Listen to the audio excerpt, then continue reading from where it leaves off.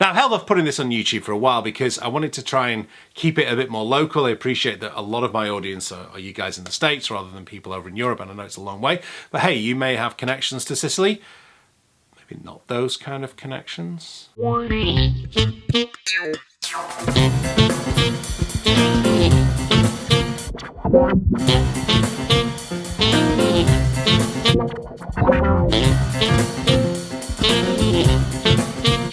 Hi there, welcome along to today's vlog. Today's vlog is vlog 684. I started my vlog over 8 years ago, as I mentioned in the last episode, as a way of kind of keeping the people who had backed me for my Jazz Vespers album informed about what we were doing on the run-up to the recording. And it's actually 8 years ago today since we stepped into the studio to record Jazz Vespers.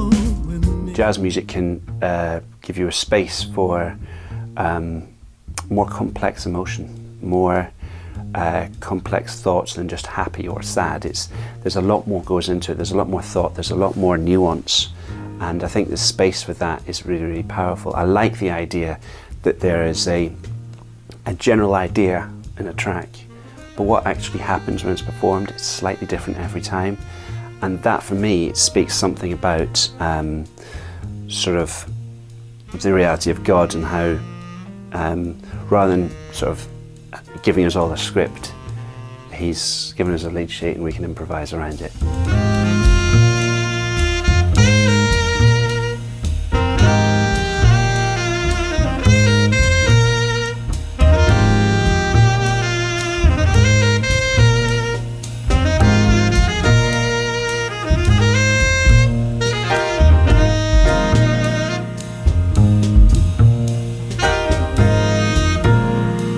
Now, a few things have obviously changed since then.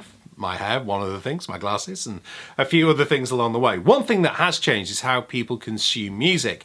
And what's put me off kind of going back into the studio, as well as life, has been how do we deliver the recording to you? Because I don't know about you, I don't really listen to CDs anymore. I've got a CD player and I've got CDs stacked, and I've said this before and I don't want to dwell on it too much. But one of the things I have started doing on gigs is sort of saying to people, look, please buy a CD and then listen to us as much as you want on streaming services, because if all you do is listen to us on streaming services, we earn nothing and we can't afford to go back into the studio, which is another reason it's been 8 years since I was in the studio. But the other thing is kind of trying to find what I want to do. And I've said before, I really want to do a ballads album. I'm working on it, I'm practicing it. I'm hoping once I've got the Sicilian Jazz School out of the way, which I'm going to talk about in a second, then, and once that's locked and sorted and booked, then I can move on to Kickstarter, raise the funds, get in the studio, get the ballads album made, and then get it out to you guys. Now, I've held off putting this on YouTube for a while because I wanted to try and keep it a bit more local. I appreciate that a lot of my audience are you guys in the States rather than people over in Europe, and I know it's a long way. But hey, you may have connections to Sicily.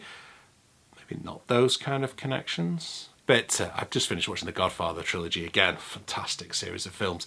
But yeah, as Lydia says, a little bit too close to the bone sometimes. But anyway, back to Sicily. We're going to be working on the Blue Note saxophone players. We've got a fantastic place in Taormina to stay and to work and to play jazz in April next year. So if you're interested, the link's below. Please sign up. All you got to do is send the deposit over and then we're on our way.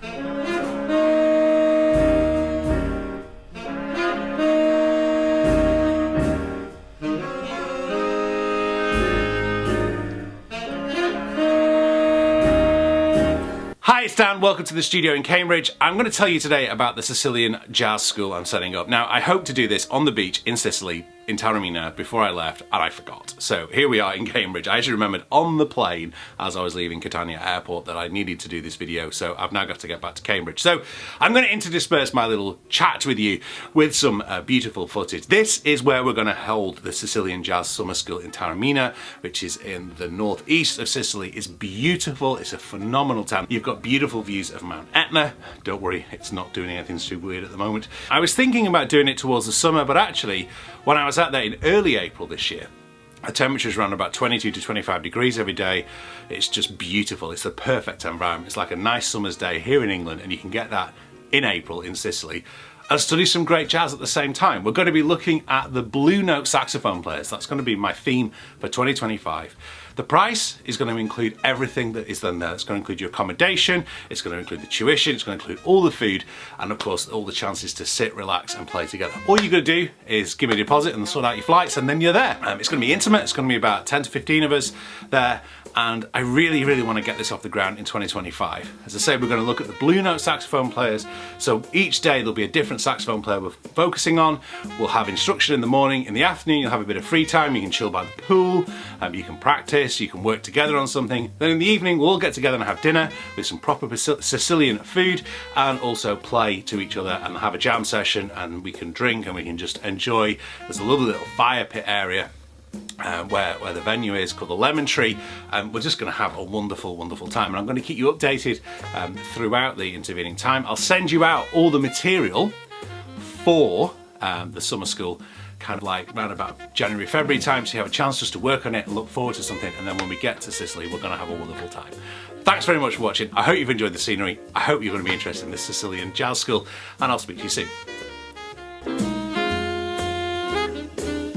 Now, today's vlog title is inspired by a festival gig I did a few weeks ago. Well, it's about a week ago, it's about 10 days ago, where I invited my son Charlie to come and play with us on trumpet. Now, I've always been passionate about encouraging young musicians. That's why I teach, and that's why I lecture in university. But you know, you need to have that opportunity to perform, and I was always afforded that. And a few weeks ago, it was Bill Barrow, who was a saxophone player based in Fleetwood, where I grew up. It was Bill's 80th birthday, and we found this old footage of me playing Watermelon Man with Bill way back in 1992.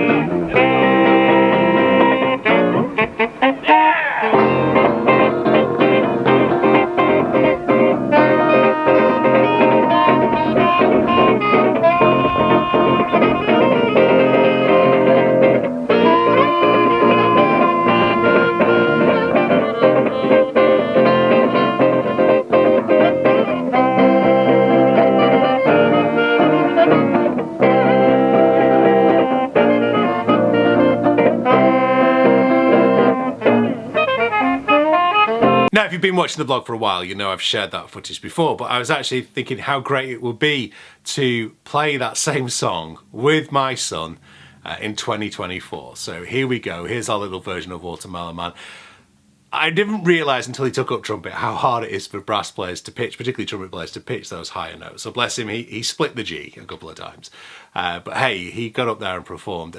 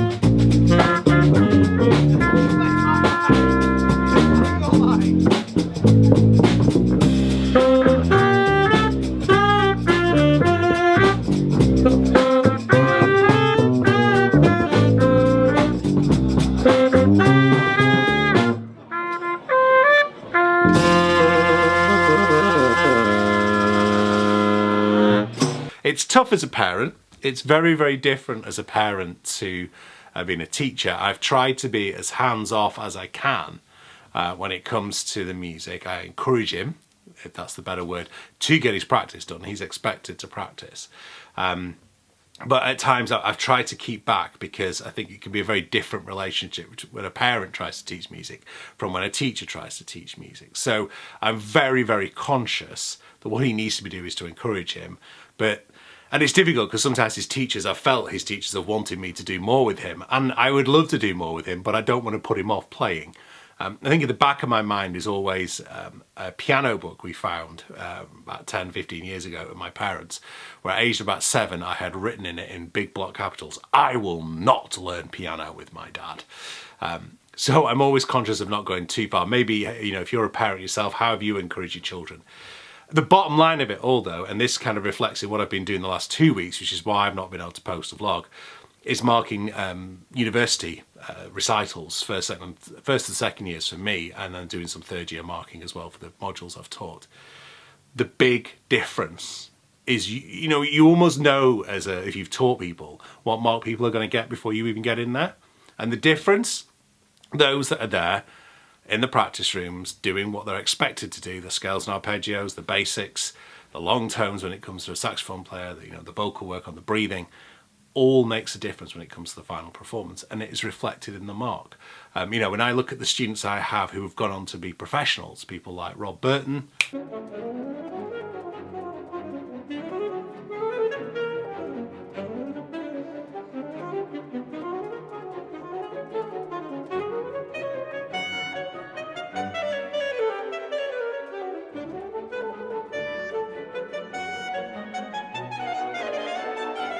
Rob got to the final of the Young Musician of the Year, now carving out a fantastic career in Europe as a classical saxophone player. You've also got Simon Herberholz, another one of my students who's now releasing his own album. Check it out. Simon's doing really well. I'm actually hoping that we'll get Simon on for a coffee with Dan soon to talk more about his album and talk more about what he's been working on. All those musicians have always, when they've been students, yes, they're talented, and they are, and one of the things that, you know, Rob could always play a scale, like I could just name a scale even at the age of 13, 14, and he could play it. Simon's transcription skills were incredible. He could transcribe stuff faster than I could when he was 17, 18, and I just kind of knew he was on to the path somewhere. But they're always willing to do the donkey work, the boring work. So it's been a long vlog. Thank you for sticking with me all the way through.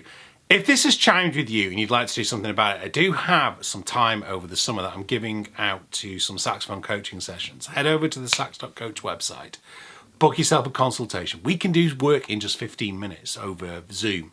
So if you want me to sort of give you some pointers, some ways of playing, don't forget you can get 4 free lessons just by hitting the description below and go to the Cambridge Saxophone website. But act upon it. You know, like I said, there's a proven track record there of what works for students, what works for people who want to get better at the saxophone, and I hope that you'll take it on board. Thanks very much for watching.